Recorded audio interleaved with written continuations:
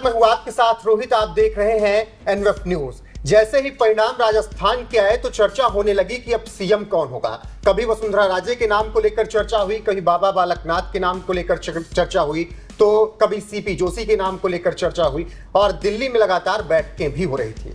लेकिन फिर एक खबर आती है कि बाबा बालकनाथ का पत्ता कट गया है। अब ये पत्ता काटा किसने और किस तरीके से दिल्ली में चीजें तय हुई, उसी बात को लेकर चर्चा हम यहाँ पर करेंगे।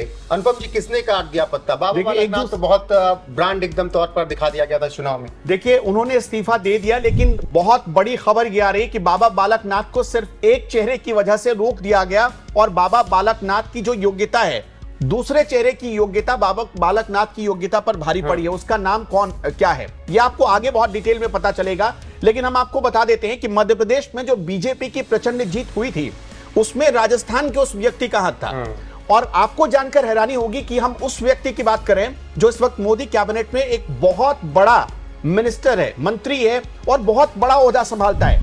और आप जानकर आपको यह भी ताज्जुब होगा कि नरेंद्र मोदी सरकार के चेहरे को एक तरीके से पॉलिश करने में हाल के बीते 4-5 सालों में उस शख्स का बहुत बड़ा योगदान रहा है।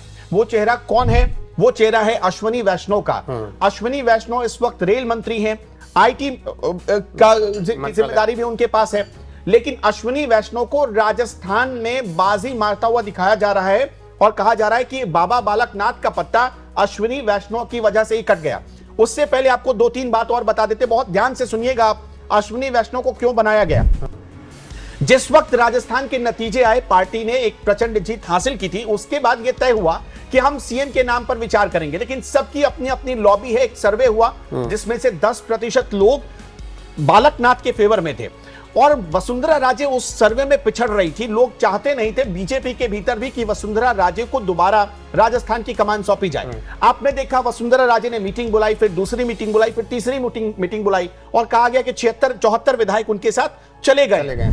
कल देर रात वसुंधरा राजे को दिल्ली तलब कर लिया पार्टी ने और पार्टी ने उनसे मीटिंग में, जब अमित शाह के साथ मीटिंग हुई, तब यही सवाल पूछा कि आप राजस्थान में ये मीटिंग किस लिए कर रही थी, आप पार्टी को क्या मैसेज देना चाहती हैं? जो हमारे पास खबर है उसमें वसुंधरा राजे के पास इसका कोई जवाब नहीं था। और जब आपने देखा होगा कि आज सुबह जब मीडिया ने उनसे पूछा कि आप बताइए क्या बातचीत हुई, तो उनके तेवर थोड़े से नर्म पड़ गए थे। उन्होंने कहा कि मैं पार्टी के अनुशासन को जानती हूं और पार्टी के लाइन को क्रॉस नहीं करूंगी। ये एक तेवर बता रहे थे। एक चीज और हुई, वसुंधरा राजे के घर पर 2 बड़ी होल्डिंग लग गई, मोदी की गारंटी वाली होल्डिंग लग गई और नीचे वसुंधरा राजे के फोटो। मतलब उन्होंने संदेश दे दिया कि बातें बन गई हैं। देखिए, वसुंधरा राजे की बात अब कैसे बनी? नहीं, सीएम पद के लिए नहीं, वो मान गई, मतलब चीजों को लेकर जो भी बात हुई हो। उसके पीछे और आपको वजह बताता हूं। आप पहले बहुत ध्यान से सुनिएगा, क्योंकि आप ये जानकर हैरान हो जाएंगे कि मुख्यमंत्री पद के लिए अभी तक नाम अनाउंस नहीं हुआ, लेकिन विधायक आपस में लड़ गए। ये खबर आपने कहीं नहीं सुनी होगी। रिजॉर्ट में बहुत भारी मारपीट हुई है बीजेपी विधायकों के भीतर और बीजेपी विधायक आपस में ही उलझ गए थे, क्योंकि सारे विधायकों को इकट्ठा किया गया था। देखिए, खबर यह आ रही है कि बीजेपी विधायकों के साथ मारपीट भी हुई है। कोटा संभाग के 5-6 विधायक सीकर रोड के एक रिसोर्ट में रुके थे और वहां पर इन विधायकों में रात में मारपीट हुई है। जिसके बाद, और ये मारपीट किस लिए हुई है? खबर यह है कि हमारा मुख्यमंत्री बनेगा तो हमारा मुख्यमंत्री बनेगा, मतलब लॉबीबाजी। बिल्कुल। और इसी लॉबीबाजी के चक्कर में पार्टी की साख मटियामेट हुई थी 2018 में। और ये चीजें रोकने के लिए क्या किया गया? वसुंधरा राजे को हटा दिया गया।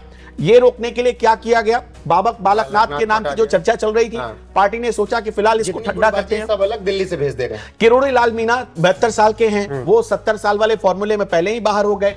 अब आते हैं राज्यवर्धन सिंह राठौर। राज्यवर्धन सिंह राठौर में अभी हाल फिलहाल उन्होंने इस चुनाव में बहुत विवादित बयान दिए। राज्यवर्धन सिंह राठौर को आपने देखा होगा कि पिछली बार कैबिनेट में शफल में उन्हें साइड कर दिया गया, राज्य की जिम्मेदारी संभालने की। उन्हें साइड कर दिया गया, किनारे कर दिया गया। राजनीतिक अनुभव उनके पास बेशक है, वो चुनाव जीत रहे हैं 2 बार से, लेकिन उनके पास इतना अनुभव नहीं है कि सरकार चला सके। हालांकि सरकार तो चलाना क्या अधिकारियों को चलाना होता है। लेकिन अश्विनी वैष्णव क्यों जीते? आप इसके बाद बहुत बात, वो एक ब्यूरोक्रेट रह चुके हैं। बालासोर हादसा आपको याद है ना, वो वहां के कलेक्टर रह चुके हैं। वो उनका कानपुर से पुराना नाता रहा है अश्विनी वैष्णव का, और इसी वजह से मोदी की नजर में अश्विनी वैष्णव अचानक से एक उभरते हुए हीरो नजर आए और इसलिए उनके नाम की चर्चा चलने लगी। वो राजस्थान के ही रहने वाले हैं सबसे बड़ी बात कि वो राजस्थान के रहने वाले, और इससे भी बड़ी बात कि मध्य प्रदेश में जब चुनाव की घोषणा हुई थी और वहां पर 6 महीने पहले कैंडिडेट्स के नाम का ऐलान किया जा रहा था, तब अश्विनी वैष्णव को वहां पर चुनाव का सह प्रभारी बनाया गया और अश्विनी वैष्णव वहां गए। एक मंत्री होते हुए, सेंट्रल मिनिस्टर होते हुए भी वो डोर टू डोर कैंपेन कर रहे थे। उन्हें वहां से नहीं लड़ना था, लेकिन वो डोर टू डोर कैंपेन कर रहे थे। वो एक एक आदमी के पास जाते थे, अपने कैंडिडेट के पोस्टर लेकर जाते थे कि भाई साहब आप इन्हें वोट दीजिएगा। तो अश्विनी वैष्णव की ये खूबियां बिल्कुल आपने देखा होगा कि अमित शाह ये दिल्ली चुनाव में कर रहे थे, अपने उम्मीदवार की तस्वीर लेकर वो जाते थे, मोदी जी की तस्वीर लेकर जाते थे डोर टू डोर और कहते थे कि इस बार बीजेपी को आप दीजिएगा। तो उसी स्टाइल में अश्विनी वैष्णव ने मध्य प्रदेश में चुनाव प्रचार किया और इसी का नतीजा रहा कि मध्य प्रदेश में एक बम्पर जो बहुमत हासिल हुआ, हाँ, उसमें अश्विनी वैष्णव का एक बहुत बड़ा योगदान रहा। तो शायद इसका इनाम पार्टी उन्हें देने जा रही है और इसी वजह से बालकनाथ का पत्ता वहां से काट दिया गया। एक सवाल और अश्विनी वैष्णव को लेकर मेरा ये कि रेल मंत्री के रूप में, कैबिनेट मंत्री के रूप में बहुत अच्छा काम किया उन्होंने, बालासोर हम सब ने देखा, रेलवे का कायाकल्प भी उन्होंने किया अपने कार्यकाल में। लेकिन जहां पर लॉबीबाजी है राजस्थान में, दिल्ली से जाकर संभाल लेंगे, सबको एकजुट कर पाएंगे? इसीलिए उन्हें भेजा जा रहा है कि वो दिल्ली के आदमी है और जब दिल्ली का आदमी कोई होता है तो फिर उस पर कोई सवाल दूसरा नहीं उठा पाता है। आपने देखा, मतलब मोदी ही चले गए। हाँ, अश्विनी वैष्णव के भेजने का सीधा मतलब ये होगा कि मोदी जी के आदमी है वो, और तब वहां पर उनकी कही बात को कोई काटेगा नहीं। आप देखिए सारे बड़े दिग्गज नेता, किरोड़ी लाल मीणा का अपना जनाधार है, उनके अपने जातिगत वोट बैंक है, वसुंधरा राजे का अपना वोट बैंक है वहां पर। आप देखेंगे राज्यवर्धन सिंह राठौर भी लोकप्रिय हो रहे हैं, दिया कुमारी की अलग फैन फॉलोइंग है वहां पर, उनका भी पत्ता कट गया सीएम के नाम से। और एक आपको सबसे अच्छी बात आपको बताता हूं, बहुत ध्यान से सुनिएगा अश्विनी वैष्णव के बारे में।